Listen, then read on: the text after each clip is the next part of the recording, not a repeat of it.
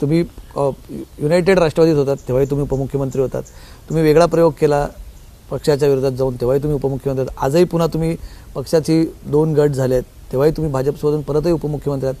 अजितदादांच्या कार्यकर्त्यांना हा प्रश्न पडतो की अजितदादा मुख्यमंत्री कधी होणार, तुम्हाला हा प्रश्न पडतो? ज्यावेळेस अजित पवारांना 145 आकडा मॅजिक फिगर गाठता येईल, जी एकनाथराव शिंदेंना गाठता आली तशी गाठता येईल त्यावेळेस ती संधी मिळेल. त्यांच्याकडे कुठे होते 140? त्यांच्याकडे 145चा मॅजिक फिगर आकडा इतरांना भाजपसोबत तेवढा आकडा तुमच्यासोबतही आहे. काही का असे ना गाठला ना त्यांनी, म्हणूनच त्यांना त्या ठिकाणी मिळालं ना. तुम्ही जेव्हा भाजपसोबत आता तुम्ही आलात गेल्या वर्षी सत्ता, तेव्हा असं अनेकांना वाटतं की तुम्हालाही मुख्यमंत्री पदाची असं तुम्हाला काही अश्युरन्स होतं? अहो त्यांचा स्थिर सरकार होतं. कमलेशजी आम्हाला कसं ऑफर मिळेल? ते 105, 9 अपक्ष, 115 भाजप आणि यांचे घडीवर 50 दारा, म्हणजे 115 आणि 50 165.